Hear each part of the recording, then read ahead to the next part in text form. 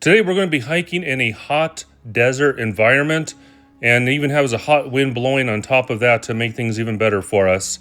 So today's going to be a fun adventure and very scenic views you're about to see. Exploring the horizons. Today we're going to be going to the Dona Ana Arches Trail, which is located right outside of Las Cruces, New Mexico. The trailhead isn't much of a trailhead. This is pretty much all it is right here. It's just a little place to park next to a memorial. Somebody who had passed away there. I don't know the story on it, but if you do happen to know the story, please let me know in the comments. The Dona Ana Arches Trail is also known as Needle's Eyes. It encompasses 2 stone arches as well as 2 caves that are known as the Dona Ana Caves. It's located, of course, you could probably guess, in the Dona Ana Mountains. The Dona Mountains are, in turn, part of the Oregon Mountains Desert Peaks National Monument.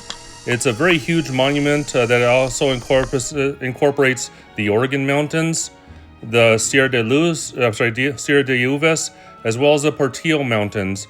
Altogether, we're talking about 500,000 acres of various diverse, mostly desert landscape, but there's also some area where it's covered with pine trees. Regular viewers of my channel may recognize the Dona Ana Mountains as a place where I have videos where it shows me riding a mountain bike. But I also mentioned that those trails are not only good for mountain biking, but they're also good for camping, for hiking, for just wildlife viewing in general, rock climbing. You know, I've never seen rock climbers out here, but I've heard rumors that they do show up. So if you've seen my other videos, this is part of the same mountain range that I had mentioned before under the Dona Ana Mountains. This area right here I think would be a little bit too tough to ride on a mountain bike. This trail is rated as kind of a high intermediate, but a hard trail that leads up to these beautiful stone arches. There's not a lot of shade out here. This is one of the best shady spots that you can find. So every time you get to an arch, if you're inclined to do so, I would recommend just as where you probably want to stop and rest just to get out of the grilling heat for a little bit. The sun out here is brutal, so make sure you bring plenty of sunscreen. There is no other shade shelters during most of the day other than these arches. You know, you may find a little rock formation or cliff once in a while, but make sure you also wear a hat and some good pairs of sunglasses while you're out here. The trail, it takes most people about an hour and a half to 2.5 hours. I would imagine an hour and a half would probably be for somebody who is in really good condition that doesn't stop and admire anything along the way.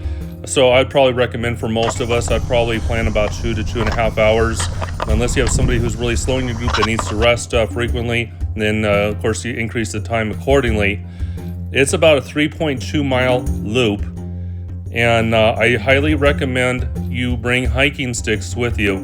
I hiked out here with somebody who didn't feel that he needed hiking sticks because let's just say he has really good lower body coordination, a little bit more sure-footed than I am. And that person did regret the mistake, as some of the trails are very slippery. The ground will literally just give and slip right out from underneath your feet because all this loose rock and sand. So that individual ended up getting a face full of dirt and gravel, of course. Of course, the Dona Ana Arches Trail does not disappoint, just like the rest of the Oregon Mountains Desert Peaks Monument. Here too is full of dramatic mountain ranges as well as unique trails and landscapes that you're going to have a hard time finding anywhere else. In fact, I have done other hiking videos of this area, so if you want to check them out, look in my playlist, which I'll put a link at the very end of the video for Las Cruces videos. Just look there. There'll be some other stuff that aren't necessarily hikes there, like for example the New Mexico Farm and Ranch Museum. It'll give you an idea of some of the activities that are available in the Las Cruces, New Mexico area. There's also some videos for El Paso, and of course I'm constantly adding new videos, so you will see content over time. So if you could do me a favor and hit that subscribe button, so that way you don't miss out on new content. If you hit that bell notification, you won't anyway. So going back to the trail, it's going to be about 3.2 miles long, and the cell phone service does work pretty good out here. The good thing is that you're near I-10 and you're also near the city limits of the city of Las Cruces. In fact, you're probably, if you're somewhere in the city of Las Cruces, you're probably somewhere within about 15 to 20 minutes of getting to this area. Now this second arch, once you get here, you've actually made it through the worst part of the hike. This is the highest point that you'll get up to. The majority of the hike after this is going to be mostly downhill. And of course, there's still a scenic view because you're going to see these majestic landscapes that I'll be showing you here in a minute as we go past these yuccas and some of these other rock formations. There are no bathroom facilities along the way. So just, again, that's just something you just want to keep in mind. And I would recommend if you do hike during the summer, make sure you go in the early morning hours because temperatures over here routinely get above 100 degrees in the summertime. And as there's no water, there's no help out here, even though you're not far from resources, but it could still take them a little while to get out here to help you if you need any help. So just make sure you're self-sufficient. There's also a lot of sandstorms in the springtime in New Mexico. So really this and any trail, I would be kind of leery, especially around February, March, sometime even as late as May sometimes. So make sure you check the weather because you don't want to be stuck in a sandstorm out here either. But again, as long as you just plan ahead, you shouldn't have any problems. The only dangerous animals out here are rattlesnakes, and I rarely see them, but usually the few times I have encountered a rattlesnake, if you leave them alone, they'll leave you alone. It's pretty simple. So the biggest thing I really think that anybody would have to really worry about would be dehydration. Now getting out to this spot, if you use Google Maps, it may recommend one of two routes. One of the routes is a little ridiculous. It's going to take you underneath the bridge of I-10, and it's going to take you through a little off-roading adventure to get over to the same spot. Or either that you can just go north on Del Rey till it dead ends near Goat Hill Road. It's going to be just north of a waste collection center on that area. And then you could just drive a short distance. You're going to need four-wheel drive or all-wheel drive at least. And then you'll get to the parking area that I was just at. If your vehicle does not support sandy conditions, then you could probably just park off of Goat Hill, but it is going to increase your hiking by quite a bit.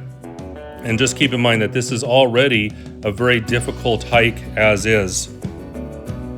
So I have done other videos in the Oregon Mountains peak, including Dona Ana Cave, which is not too far from this location, even Slot Canyon, and the Prehistoric Trackways National Monument, which is an interesting place because there's literally fossils that you can see while you're out hiking. A lot of people can't find the fossils, but if you watch my video that will be in the playlist, then you'll be able to find the fossils a lot easier.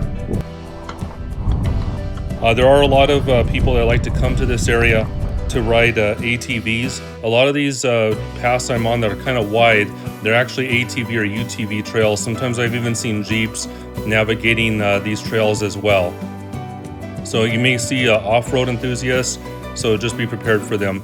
That rock formation on the top left, we're going to come up on that. That's going to be where the Dona Ana Caves are going to be here in a few minutes. Now you're going to have to walk through this sandy area. There's a cave.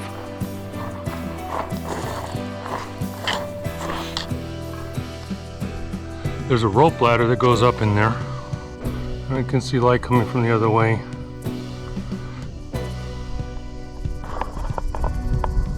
Now I did not feel comfortable going up that sketchy rope ladder, and then of course the other entrance was a little high, but I don't know if the caves are connected to each other as you can kind of see light through them. I didn't feel it was worth the risk because as is just even hiking up there was a bit of a strenuous hike. So then afterwards I went back down and got back on the path. If you haven't already hit that like button, if you just do me a favor and hit it, also check out these links, including the one for Las Cruces.